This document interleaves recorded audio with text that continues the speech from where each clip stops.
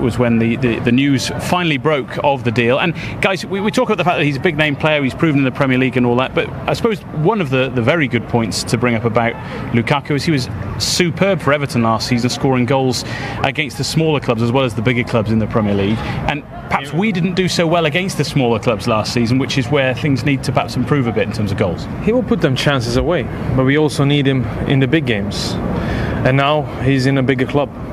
Again, I said it, I think it's the 5th time I'm saying, surrounded by better players. It makes you improve, it makes you step your game up.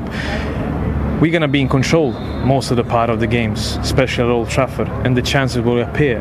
For me, it's a great signing. We don't need to protect him. We don't need to send a protective fee.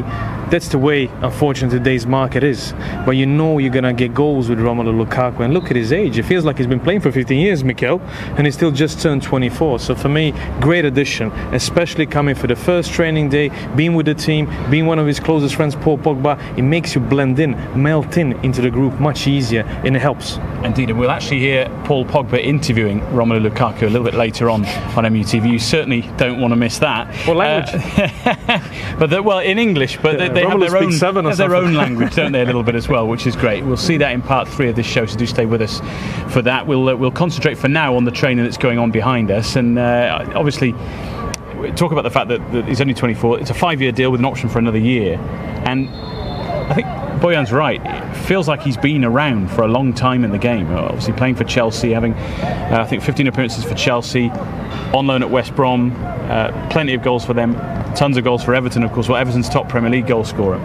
Yeah, he was lacking opportunities to play at Chelsea. That's why the move to Everton made sense. At that time, it was Jose Mourinho who allowed Lukaku to move on, and it was a good choice because he was a starter. He's had a lot of opportunities to play, a lot of game time, and a lot of services. Everton is an attacking team, so he's had chances to shine, and he took them.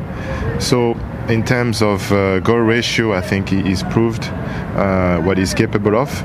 Now it's in big games and high pressure games in Champions League where that's going to be a step higher, another test for him. But I think when you're international playing for Belgium, there is nothing that's going to stop you, and surely the pressure is a bit higher, but he's used to it. So I'm confident for Remo to deliver on the big stage. Yeah, and a lot was made when Jose Mourinho sold Juan Mata to Manchester United, and of course then became Manchester United manager, and people said, well, the first player out the door will be Juan Mata because he's already sold him once. That's obviously not happened because he's still here. He sold Lukaku at Chelsea. In a way, it's sort of the perfect scenario for Jose, isn't it? As a manager, you see a player, you let him go, but you then have him back when he's a bit older, a bit more experienced, and certainly with Lukaku, a much stronger player now, physically and in terms of goals, than when he left Chelsea. Maybe there was a buyback clause. Yeah, buyback clause as well. But if you look at Lukaku's point of view, think about getting sent away by a manager. Say if Mikel was my manager, and then a couple of years later, Mikel takes me back. As a player, I will grow. It means that I've actually put all that behind me. I've proven myself to him that I'm good enough to play for a big club that's challenging, both in the Champions League and the Premier League. So it's a great boost of confidence, even if he scored them goals. And he scored 25 in 37 appearances last season. Yes, the goals, some of them were the 3-0, 4-0 or 5-0 goals, but I don't agree with some English pundits. I'm reading papers, I'm listening to them. Yeah, but can he do it in the big games? He will do it here because Manchester United are bigger than Everton. They are bigger than West Brom, and just his presence makes me uncomfortable. As a centre half to play Lukaku, that he doesn't have to score, but you always have to keep your eye on him. It means it opens up for other players to improve even more, and he will give you them runs that you need, and if you improve like Martial, Rashford, Mkhitaryan, and of course Pogba, that's going to hopefully play a little bit closer to him during the season. He is obviously going to be expected to score goals. We know he can do from his time in the Premier League so far. When we talk about goals generally, do we need to see more players sort of stepping up and scoring goals? Last season we had Zlatan obviously bagging an awful lot for United, but now obviously with Wayne leaving the club, Zlatan injured at the moment, and obviously at the moment not a part of the Manchester United plan for the future. Who knows what might happen for him. We look at the numbers of goals. Rashford 11 last season, Mkhitaryan 11, stepping up, Mata with 10. Do we need to see more in double figures? Yeah, ideally you would like to see the goals spread out. First match, yeah, Romero doesn't play. Really? Play David 45. Yeah.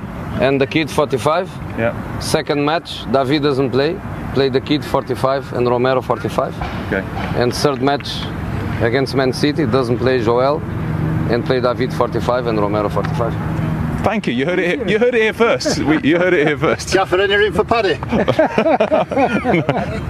in the track.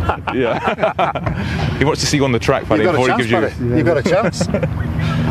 Yeah, first day of training in the blistering heat at the UCLA. Michael Carrick here alongside me. I make it this is your 12th pre-season with Manchester United and the first without Wayne Rooney. Is it the end of an era in a way? Well, listen, obviously Wayne leaving the club, it's a big deal. You know, he's been such a massive part of this club since he stepped foot in it. Obviously, since his debut, it was an incredible debut, and you know, I'm sad to see him go. I understand why he's gone, and we obviously fully support him and wish him well, because he's been an unbelievable servant to the club and left a legacy that's incredible. So yeah, great times. You know, everything comes to an end, unfortunately, and yeah, like you say, it's the end of Man United for Wayne, but I'm sure he'll go on to have a successful end to his career, and but you'll certainly be missed by a lot of us here. Things do change and things do move on, as we see. We saw Romelu Lukaku arriving. It's now official. He's a Manchester United player. You would have faced him, I'm sure, over the years. You're glad to have him as a teammate now? Yeah, certainly. I've tried to tackle him a few times. I got nowhere near him, so at least I won't have to do that too often. But he's listen, we've seen what he can bring to us. He's a big guy. He's got a real presence. He's tough to play against, and he scores goals. And obviously that's what we're going to need from him. That's what he's going to bring. And I'm sure he'll have a great time here. That was probably the one thing that was missing last season in certain games, getting the goals. Do you think he's the man for that? He's got more than 20, I think, 3 years running. Yeah, I mean, you don't want to look to him to take everything on his shoulders. I think he's obviously, that's why he's brought here to help with that end of the pitch and to score and create goals. And we've obviously, as a team and as attacking players, you know, everyone needs to chip in and score goals and share the load a little bit to take the pressure off each individual. So, but I'm sure, yeah, of course, he's going to be the one we look to score goals, and I'm sure he'd do that. Finally, you still enjoying pre-season? I mean, you've done a lot of them over the years. 90 degree heat. How does it feel? Yeah, my brother texted me last night. He said it's the 20th pre-season, so it's quite a lot. I mean, it's coming out here today. The first thing that strikes is the heat. It's incredibly hot, but great setup though. It's a terrific setup. So we've got no excuses. You know, we'll prepare well. We'll look forward to it. First day is always a little bit exciting to get back and look forward to it. You know, we've all done bits of work on holidays and away from it, but today's the real deal. So let's get started. We'll let you go on with it. Thank you very much. Cheers. Thanks a lot.